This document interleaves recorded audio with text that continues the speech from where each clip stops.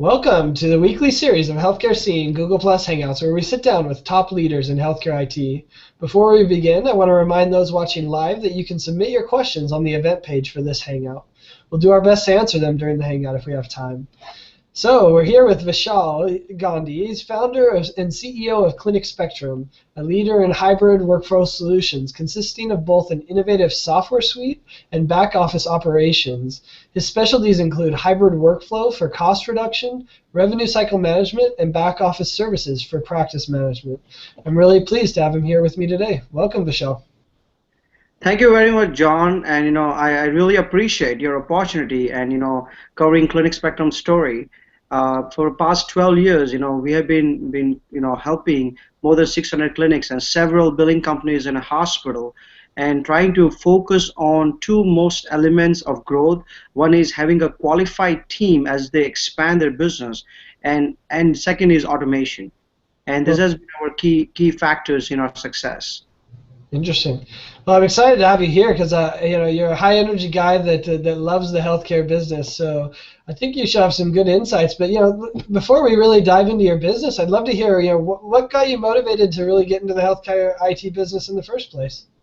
The one of the like I was looking into a business model that basically drives other businesses. I was looking into something to do something that I'm behind the success of many other entrepreneurs. So the whole objective of success is if you create a more entrepreneurs, automatically the expansions happen because you're driving an individual, whether it's as an employee level, for him the enterprisingness is about growth.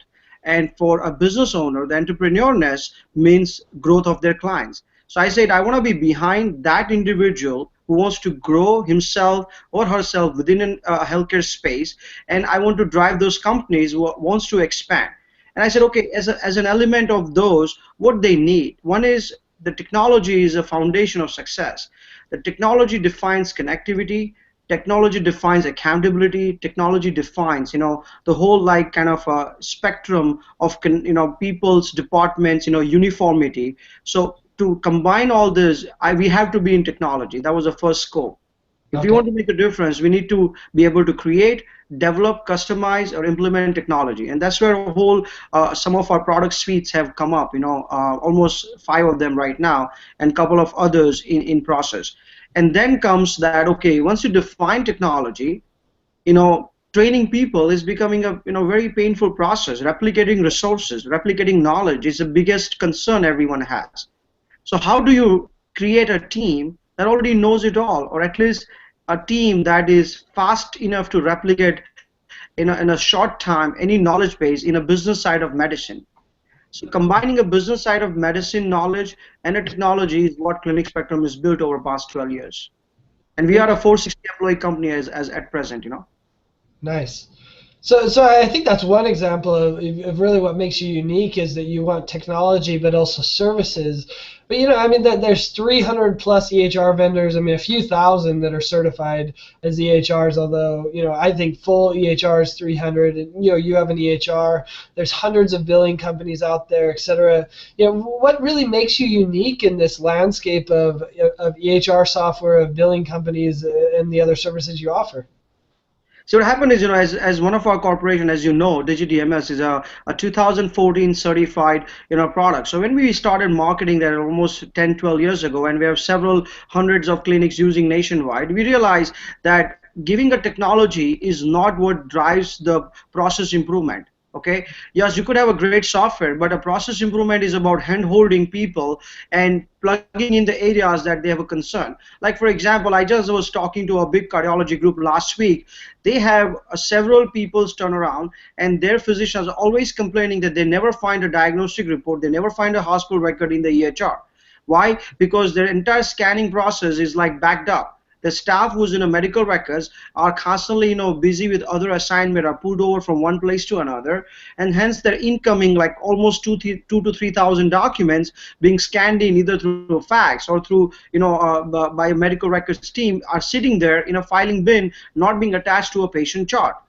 Hmm. So now what happens there? Who's going to do that? Now they have identified there's a lack of resources. They know they don't have a team in place, and they definitely need those records, as on yesterday, correct? And Right. this is a one element.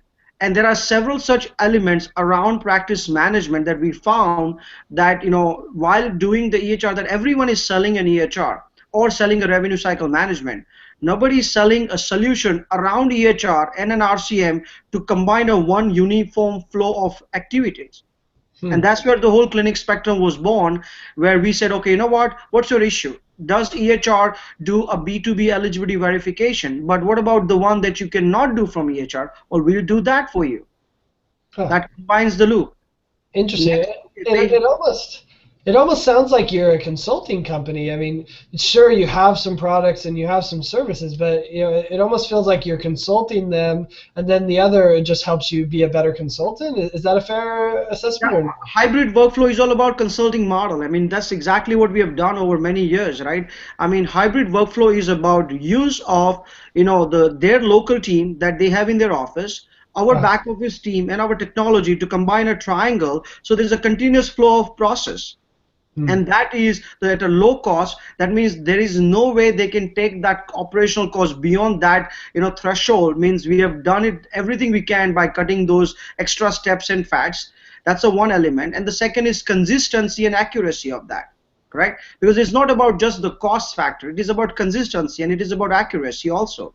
So what we do is, as a consulting model, while establishing a hybrid workflow, we call it a CAC model, which is consistent, accurate, and cost-effective workflow planning in an operation, and that's what leads us to our business. So yes, we are doing the consulting, but we are not charging for it. So it's a free consulting.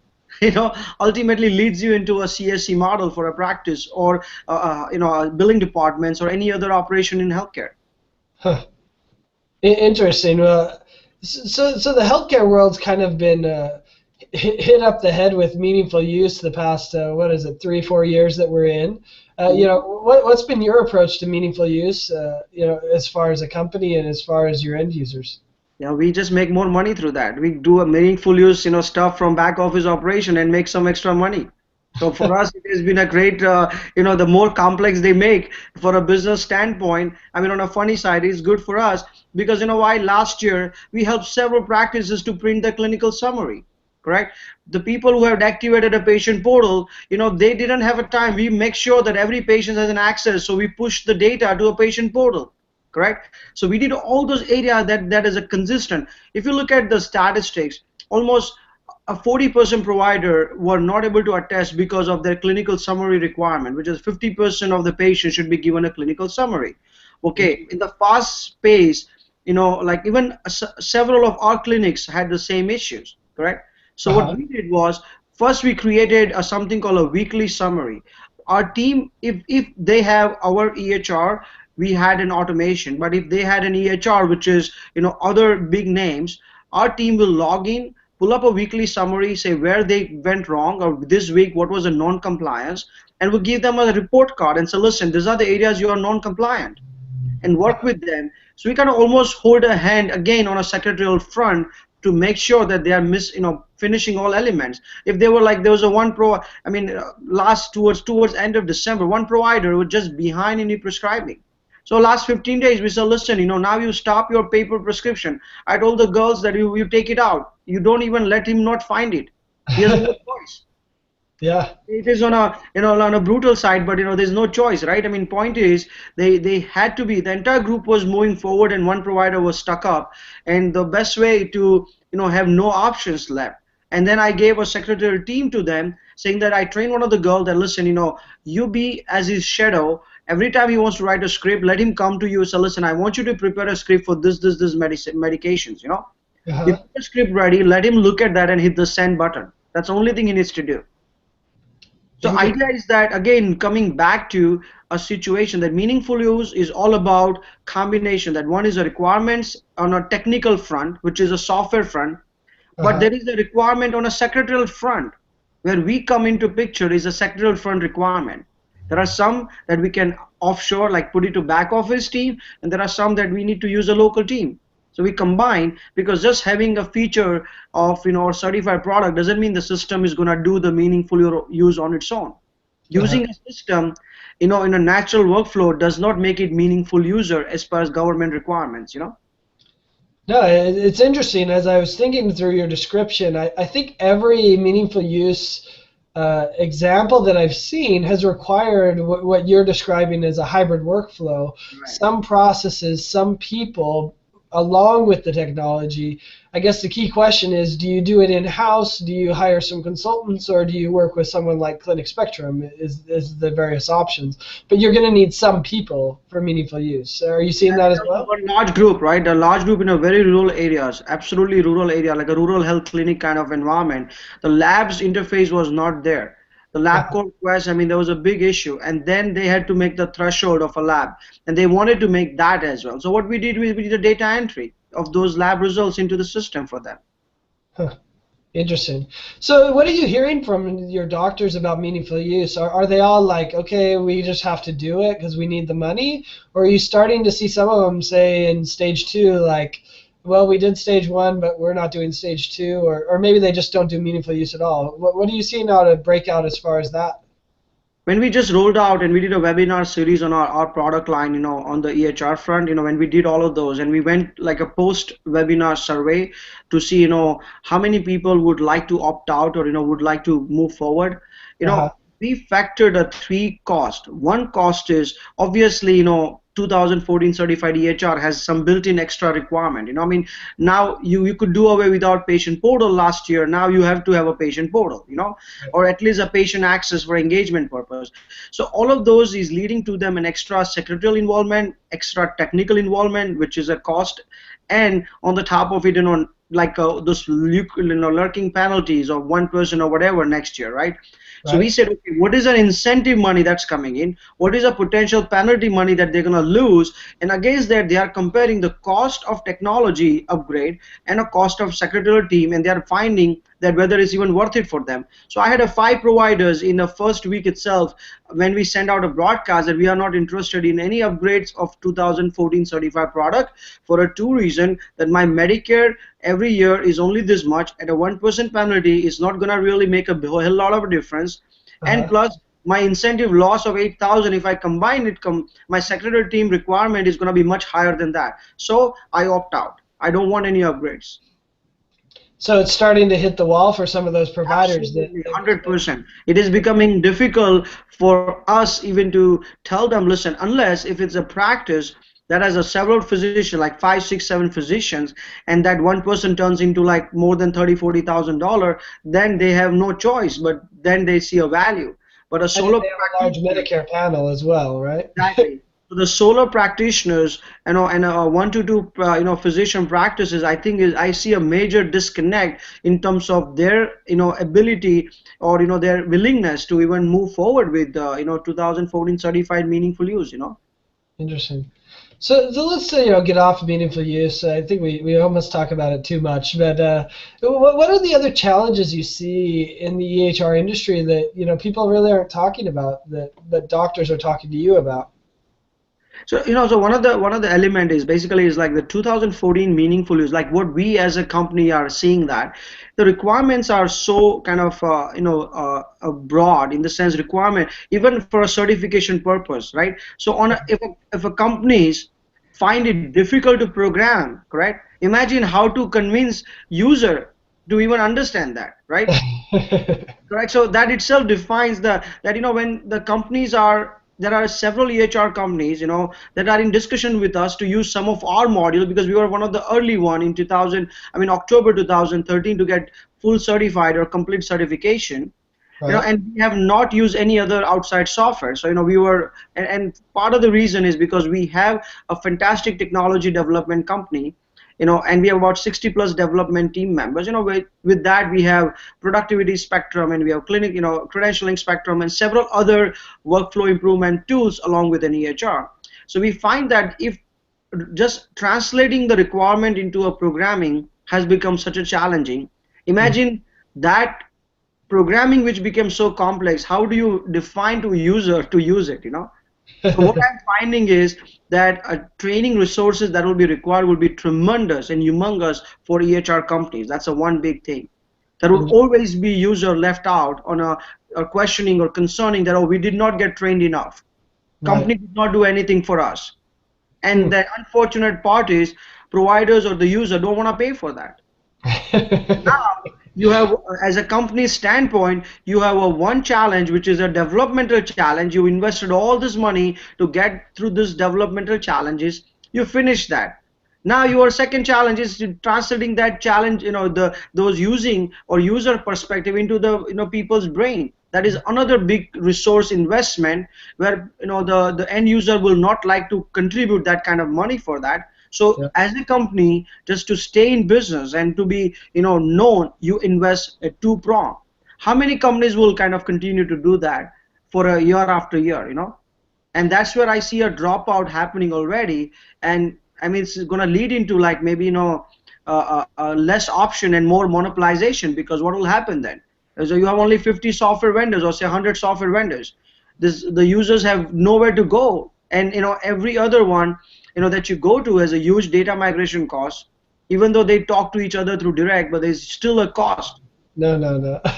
Well, I mean, some might argue that 50 to 100 is still enough, right? Enough EHR vendors. Yeah, yeah, and I mean, I don't think because I mean, I was looking at some of the interaction I had with several EHR, which has still like tackling the certification process. I mean, each Yeah, one has developed their fantastic unique workflow, which right. is your provider want that. Yeah. Let there be just a 10 user EHR vendor, but those 10 users don't want to go anywhere else. Yeah, I've often said it's amazing how good a business model it is with even just a few, even 1,000 doctors of the 700,000, you still have a good business. So it's interesting. So is there anything beyond meaningful use though that they're talking about, or is all the EHR talk just? I think what they're like, the way I look at it right now, they just finished December. They don't even talk about it right now. I mean, the way I look at it is when I approach them, I want to talk to them. I say, listen, I want to do a conference. I want to do WebEx. So let's host a meeting where you guys come, send someone, at least understand the requirement. They said, oh, you know what? Right now, we don't even deal with it. Give us like some time, give us a month or so. Let us understand the PQRS first, because that They don't itself. want to do a stage 2, you mean? Yeah, I'm talking about stage two. Yeah. Okay, that's interesting. Well, I mean, I guess they have until this summer. Exactly. So they say first we want to understand the PQRS and start working on that, and then talk about stage two, meaningful use requirements. Interesting. Well, that actually sets up for the doctors hitting the wall as well, right? Right. If they don't want to talk about stage 2 now, then come this summer when they say, okay, let's start talking about it. Some of them may not have time to do what they need to. That's correct. Absolutely. Interesting. So, we love talking about EHR, but, I'd love to hear what other non-EHR services and software that you see doctors really attracted to that you guys are working on. So one of them is like, as you know, that with the healthcare.gov and exchanges, right? I mean, I was just talking to a diagnostic center who wants our analysis of business analysis services. They said that they have seen a consistent drop in a weekly collection up to $10,000 since January. Is a diagnostic center. We used to do like over $4 million a year, and absolutely only diagnostic center in almost like several towns. They find it that they're dropping. So I did all this performance report, and I discovered, and I knew why it was, but even that I had to substantiate by the numbers. Data. Their patient responsibility portion in the whole 2013 was $36,000, and Uh-huh. their first quarter patient responsibility was $87,000. Okay. Why? Because high deductibles. Every insurance companies have now come out with a plan for high deductible for healthcare.gov, on the exchanges, and everywhere else, right? Even the plan, even our company's plan, Glucose Bushel, changes to a $1,500 deductible. I had to change the whole plan.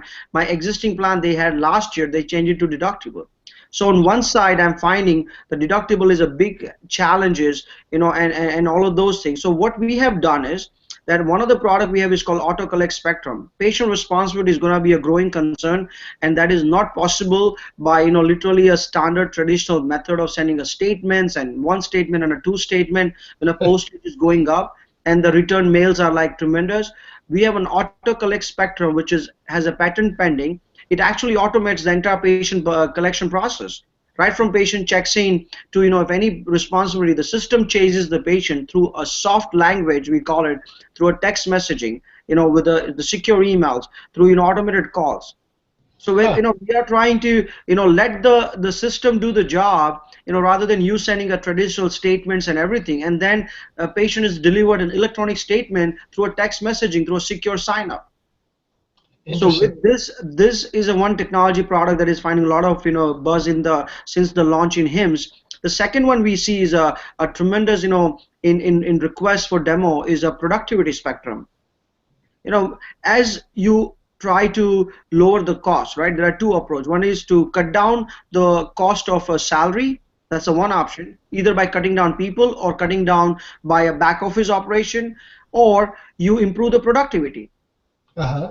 So the productivity spectrum is a whole suite of product that does, two fundamental of productivity management is one is making people accountable, correct? Now, right now you are accountable to your viewers. You're accountable to your entire set of followers. If you tweet like some nonsense stuff, people will not stop following you, correct? Yeah, Right? well, I've wondered what happens if I don't write a blog post. Will the world end? But Exactly, I exactly. hear it may not. Yeah, so accountability is a fundamental of improvement. That's the one thing. The second is benchmarking. How would you know that you have done better than the last time? Which is called a self benchmarking. So the self benchmarking and accountability is how we have combined productivity spectrum, which makes a daily reporting for each individual user compulsory as part of the requirement. Correct. It has a complete self benchmark analysis. It tells you what you did. It picks up your best days and tells you, listen, you are below the production today. You did the same environment, same provider. You did fantastic like 5 days ago. Uh-huh. And No, then the self-benchmarking is interesting. So this is an application that runs on your desktop and it kind of monitors what you work on during the day, or does it look at it's the both. It's a software? combination of monitoring. So it does one monitoring is about, the keeping you on track through a print screen. In case if you kind of socially engage into other areas like news and this and that. So first is obviously it does monitoring through a print screen and the desk time calculation, and it combines them with your timesheet. The second thing is it actually, takes up your best daily work days. Like suppose you are working in accounts receivable follow-up, right? It Uh-huh. says that for this provider you did this many representative call, this many online follow-up, you did this many without representative call. It does the tracking and tells you that compared to your ideal 8 hours time which you should be producing, say 55 claims, you only done 37. So it does, per provider, per channel of activity of benchmarking, and compares it on a daily basis to give you a performance report. So that's interesting. Do you run into any sort of kind of Big Brother type problems where people are like, I don't want them watching what I'm doing, or what's your thoughts there? No, what I'm finding is, like the smaller organizations, I find that people are comprehensive about, or apprehensive about that implementing something that they don't want to give a. They are still in the family mode, right? They want to have a family environment of freedom and everything, a creativity. But as a Right. larger, organization, find it that listen, at the end of the day, the only way the control can come is through benchmarking and monitoring. So Huh. people who are working from home, and I'm finding a lot of companies, want to implement a uniform policies of that, for working from home employees, or when they are actually using their own back office setups, like several companies who have their own back office center setups in Philippines or India, they want to monitor those employees, not necessary for the monitoring, but training purposes. What if those team members are following wrong steps? So they find them that it will be easier when a new person joins organization, they monitor them with the benchmark and the monitoring until they are self-sufficient or they are producing enough, to a level that they need. And after that, they can say take it off. Interesting. No, I mean, I think that's an interesting. I love the idea of self-benchmarking too, and understanding what people are actually producing, and using that as a measure of what you should be doing going forward. I think that's interesting. Correct. Very- And then, we have another product called Invoice Spectrum, which is actually kind of, absolutely a boon in disguise for EHR companies and billing companies. What was Like the name of it? it's called Invoice Spectrum. Okay. What it does is, like, for example, it creates a template. For example, if you're charging a customer say $300 a monthly subscription, or $400 or 350, it creates a recurring template, plus it can take an external data sync. So for example, if I retain you as my consultant, and if you're billing me like a monthly retainership of say 10 hours at $200 an hour, right? So Uh-huh. you raise me a $2,000 invoice, you can make a template under ClinicSpectrum, and you can say every extra blog or content that I write for you, Vishal, I'm going to charge you extra this much money, right? Right. So right from your smartphone, you can say how many others, activities you have done, right? And the system synchronizes that data through XML into your template, populates that extra variable parameters, and creates your invoice, processes credit card on its own, and sends you a receipt. Interesting. So my entire business runs on Invoice Spectrum right now.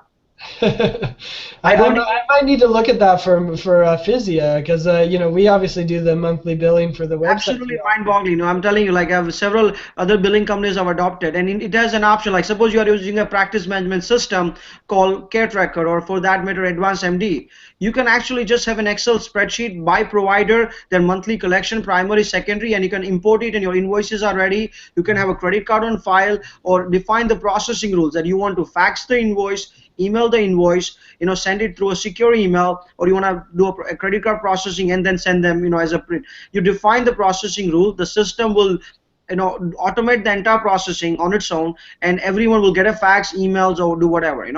And what do you charge for this product, or how do you charge? It is based on the recurring template. So if you have like say up to 200 or 200 recurring templates, you have 200 clients in short. So 200 recurring templates is like $1 per month per recurring template. And about 200 it drops. There's a scaling structure on that. Right. You can go to the other pricing. Correct. Interesting. Well, we're reaching the end of our time, but I want to ask one other question. Where do you think ClinicSpectrum will be going in the next, 5 years from now, 10 years from now? What will you be working on? Where will ClinicSpectrum be? Our entire focus has been obviously in a human resource side, because that's a fundamental. So we are developing a lot of technology into a human resource. Our upcoming product will be, HR Spectrum, which is complete management of employees, right from the recruitment to, when he joins, because we already have a productivity side. Now, if we combine a recruitment side, we can give an industry the futuristic HR management, right from the scouting to all the way to productivity management. And obviously our service division is constantly finding a lot of interest and attention. So we hope to obviously double and triple our complete team size, and grow the business as we grow. But we definitely want to contribute on, we call it a management of the human resources as a next focus for us. Interesting. Do you think you'll go outside of healthcare, or do you think you'll stay always in healthcare? As of now, we are finding a lot of interest in the healthcare. But once I do come up with the human resources side, I already have a couple of companies which are interested in that, because we already have a document management side for the employees, which is being used by a couple of companies. Even though we are not marketing actively. So through the referral sales. So I think once we come up with a recruitment side and combine into a HR Spectrum as a whole suite, I mean, there could be a scope, but it would be something that will just give it to other companies to market. We're not gonna invest our resource in marketing beyond the healthcare. Yes, we want to restrict ourselves to where we belong, but we'll give those tools to other companies to take them to other industries. Interesting. Well, thanks so much for spending time with us today, Vishal. It was an interesting conversation, and look forward to staying up to date, and we'll do it again. Thank you very much, John. Thank you for an opportunity, and thank everyone who has been watching this. Thank you very much. Thanks.